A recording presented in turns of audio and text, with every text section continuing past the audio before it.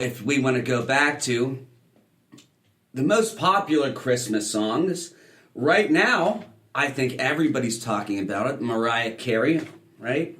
Mariah Carey's doing a Christmas song. She had that Christmas song. Really popular. You hear it in every commercial. It's in every store that you go to, that you can go to, COVID pending. Her song is All I Want for Christmas, which we just heard, covered by a local Pittsburgh band.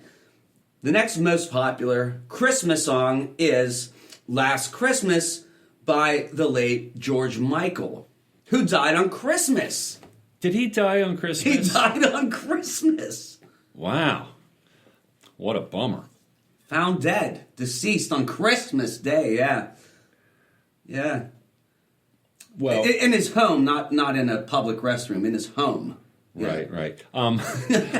Well, I think it's great when modern rock pop musicians come up with their own Christmas songs. I've always enjoyed Billy Squier's Christmas is the Time to Say I Love You. Billy Squier, oh man. He there was that one song that just ruined his career. I can't remember what it was. I don't know if it was the song. It was a song and a video, and it just ruined his career, and it deep sixed him. Was it The Stroke? It was The Stroke, and he was never able to do anything ever again because he was strong-armed into making this terrible song, and then he couldn't get anywhere. Well, maybe I've never really thought about it. I always enjoyed that number. Yeah, I mean, he did some great things.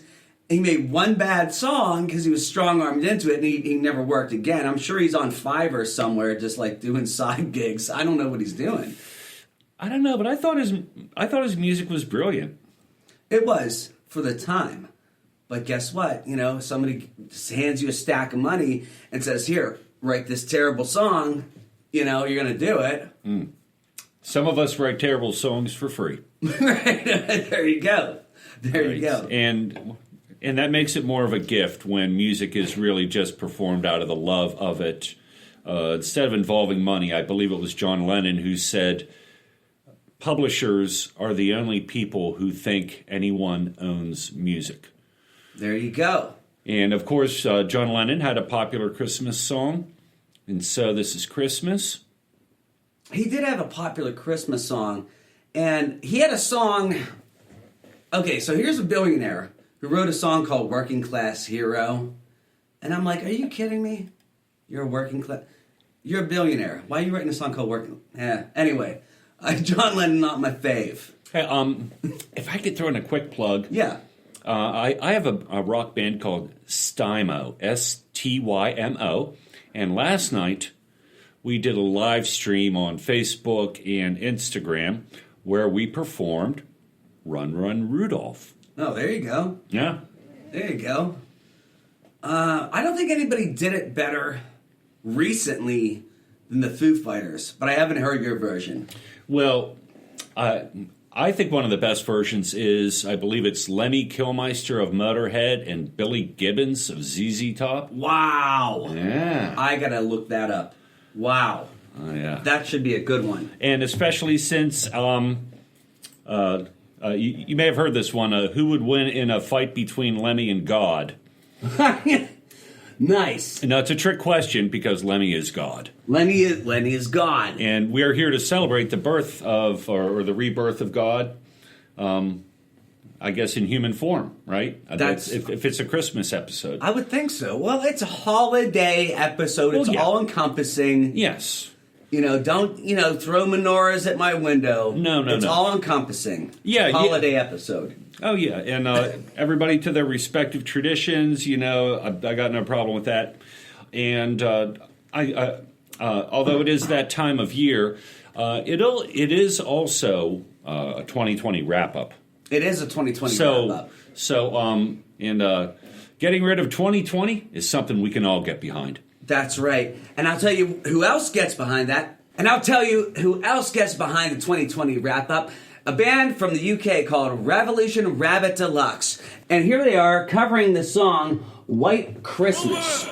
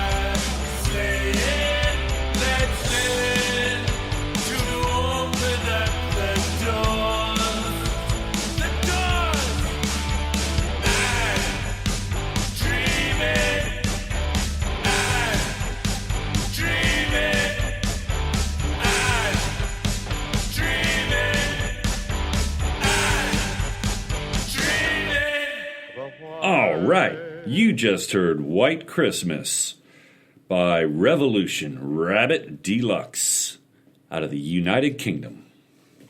Awesome rendition of the song. And I also wanted to talk about some of the most popular Christmas songs from around the world, since this is the darkest corners of the world. Number one in France is Petite Papa Noel, and that's a song that's been covered by both the Smurfs and Celine Dion, the Chipmunks. You know you're dealing with a classic. So everyone in France can sing Petit Papa Noel, the song about the arrival of Santa or Father Christmas, Papa Noel, sung from the perspective of a child hoping that Santa won't forget the toys. And it's a feeling that we can all relate to, I'm sure. So the idea, I hope Santa doesn't forget the toys. Why would he forget? Well, I think children want reassurance.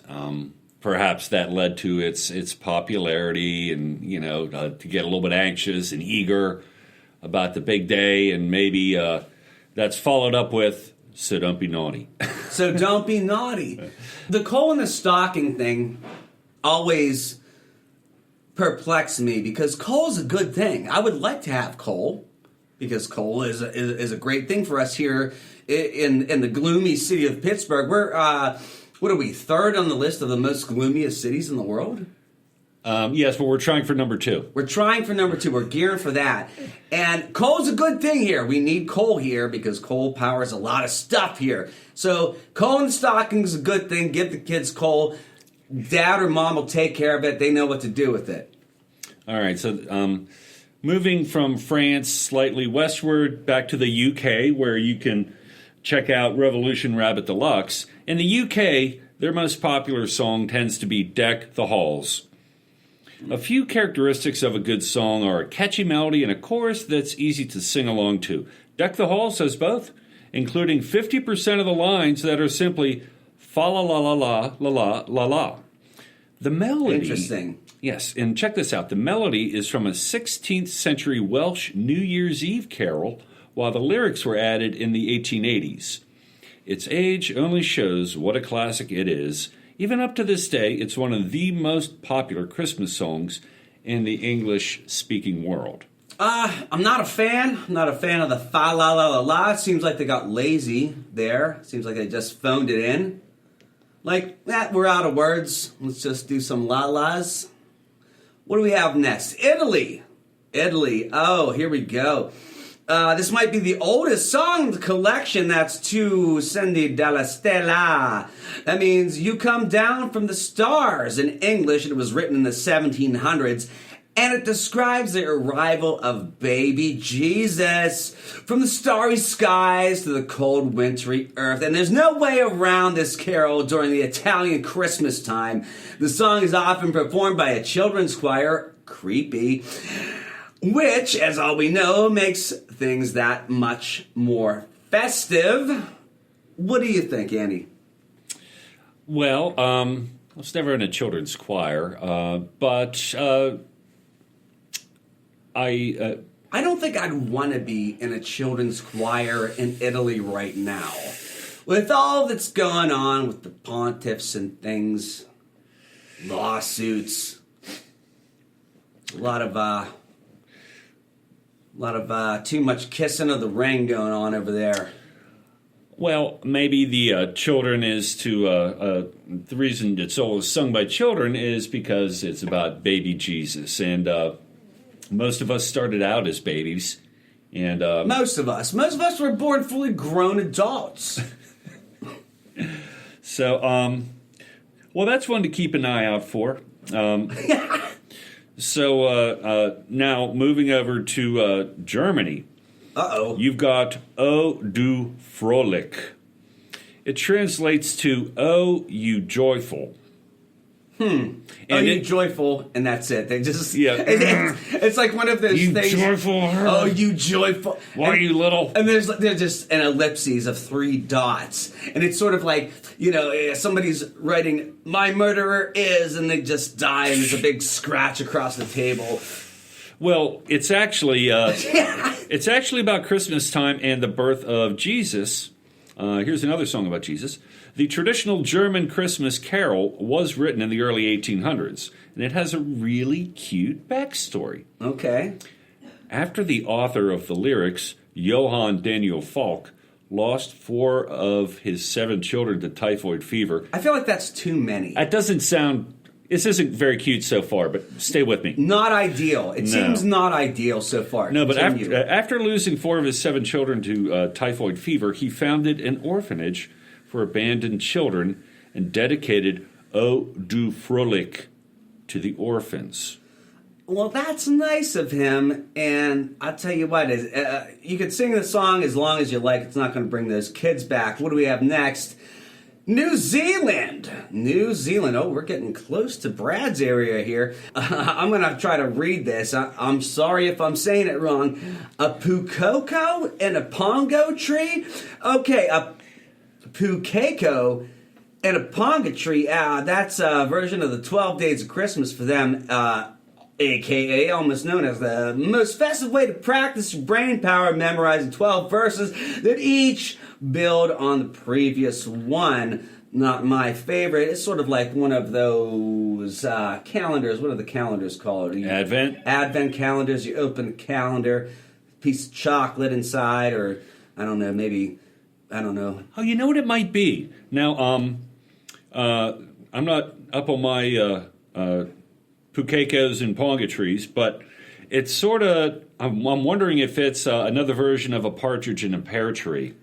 Might be that. Sounds like that. And it's almost impossible to get that one out of your head after Christmas season as people are still singing it. It's repetitive. It's very repetitive. That's what they like. They like the repetition. New Zealand. In the New Zealand area. All right, let's take a look. Oh, let's jump down to Australia. Brad's home of residence.